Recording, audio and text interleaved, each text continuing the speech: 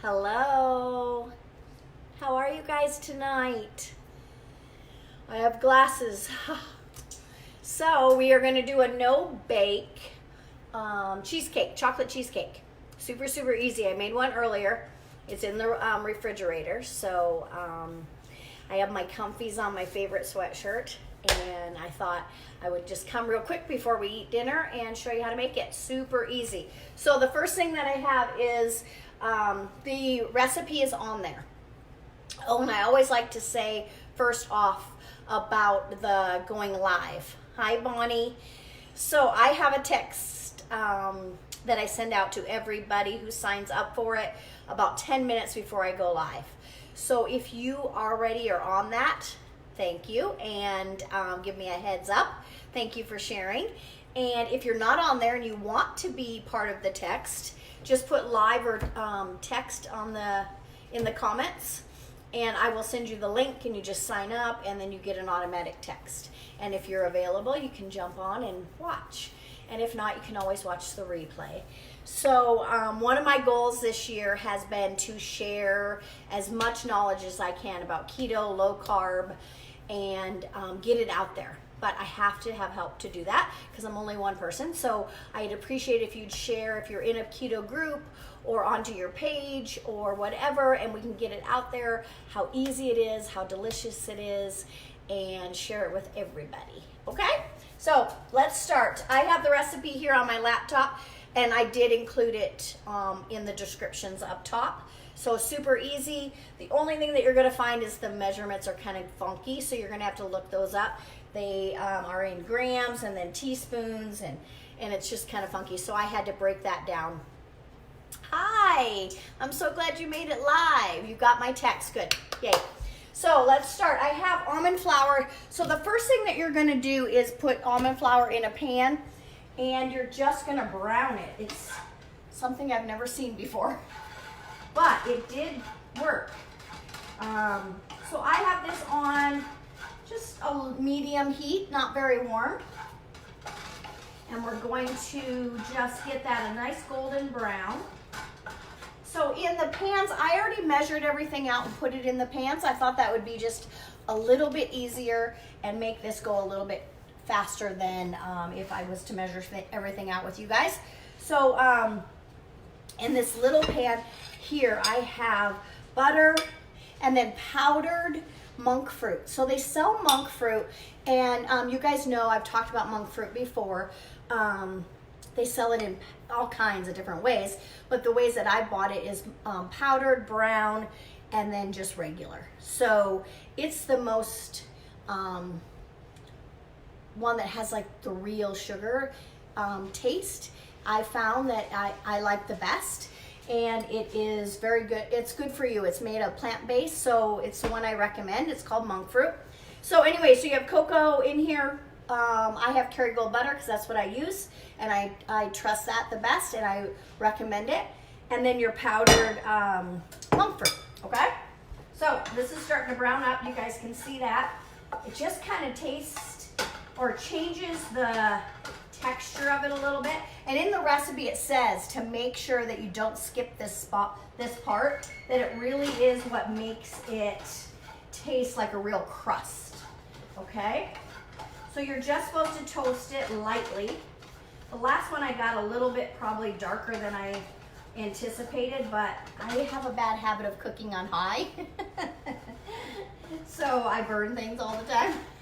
My pancakes the other day were golden brown, but I want to be fast. You know, I'm used to being at the restaurant, so I kind of get a little crazy sometimes. Okay, so we're not going to do that this time.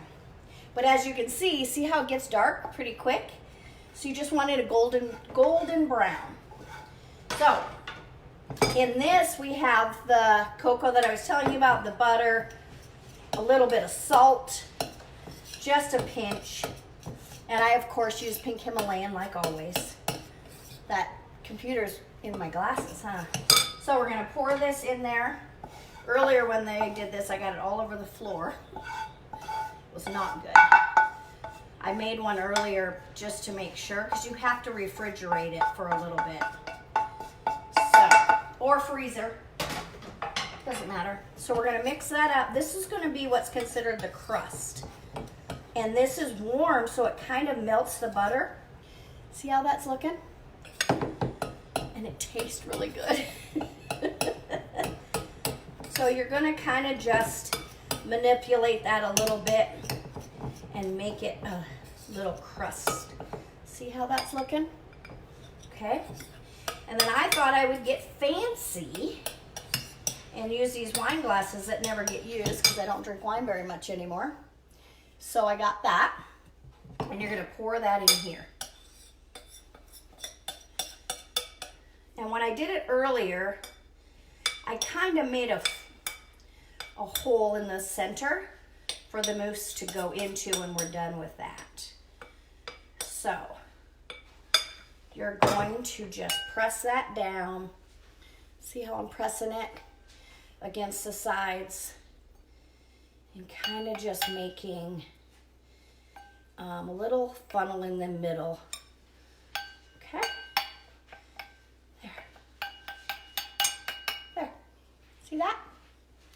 So that's gonna go in the fridge, and then we're gonna work on the rest of this. Okay, 1 second, let me throw that in the fridge.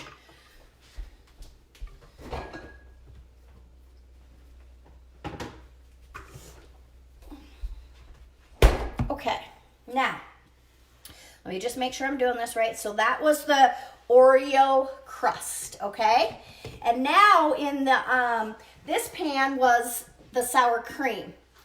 And I think it was like, they call it 40 grams. So I think it ended up being like a half a cup.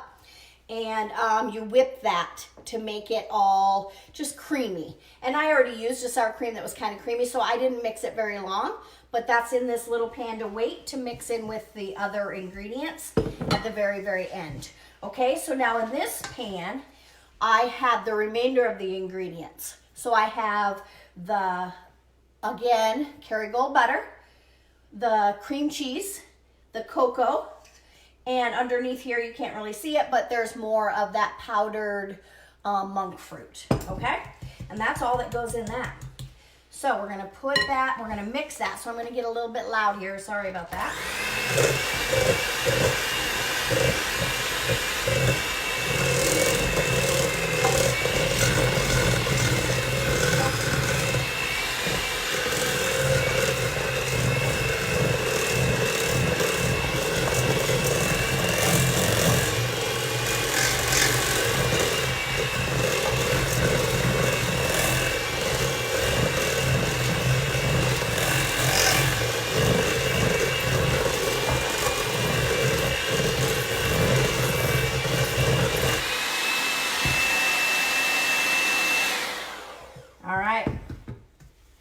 So that's what that looks. And there is vanilla in here too.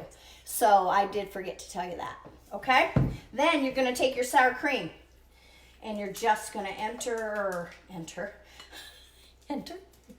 mix that in. All right. So that's going to go in there like that.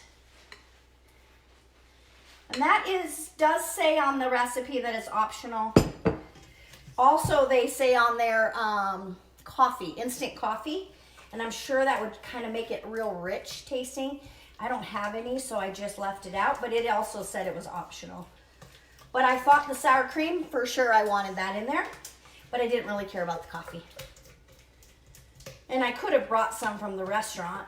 We grind most of our beans there, but I do have some decaf that is not, so I could have brought that, but that was the only thing. All right, so it looks like that. And I'm gonna go grab that crust, 1 second.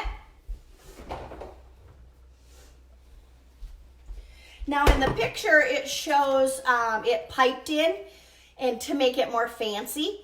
It also shows a picture of it in little bite size, that you could do it like in like a muffin tin and make them little bite size. Hi Phyllis. I'm glad to see you live, yay. So I'm not gonna do either one. I'm gonna just pour this right in here, and I'm gonna be kind of careful so it looks pretty, but I don't have patience for a piping machine. That's just not my thing. Because this is going to taste good no matter how it looks, right?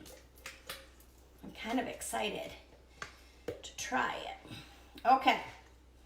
So, try not to hit the sides, you know, because you want it to be fancy. This would be a nice, if you had some people over, this would be a nice dessert. You could impress your guests with how good keto is. Okay, there you go. Look at how nice that looks. Yummy? Okay, so this would go into the freezer or the fridge. Fridge is like 3 or 4 hours. Freezer is only like 30 minutes. So I'm going to throw it in the fridge, or the freezer actually.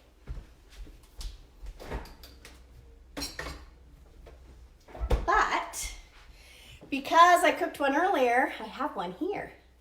Doesn't that look good? Yeah. All right, so I'm going to take a bite. And I put mine in the freezer, but then I pulled it out and put it in the fridge. So make sure I get some crust. And there, see? And you could do some heavy whipping cream on top of this, which would make it really good. Yum. Wow, that's really good, you guys. Super creamy. And the sour cream is definitely a must. That tastes good. You can kind of taste it in there. Kind of makes it just real rich tasting. And the crust is really good. You would never know that it really is just almond flour and chocolate. Really good. Yum, yum, yum. All right, you guys. It's that easy. I always try to bring you the easy recipes and the quick. So it took me a little bit longer this afternoon to get all the right measurements and this and that. But once I got it down, it was, as you can see, very easy. So if you want to be on the text line, put down live or text and I will send you the link. And if you guys have any suggestions, let me know. I'm going to be out of town next week for a little bit, so I won't be cooking as much, but I'm going to try to still come live. And I'm going to a convention. I'm super excited about that in Nashville. So I have all kinds of fun things planned for next week, but I'll still be around. So let me know if you have any suggestions for when we get home. And other than that, that's dessert, okay? All right, I love and appreciate you guys. I'll talk to you soon. Thanks.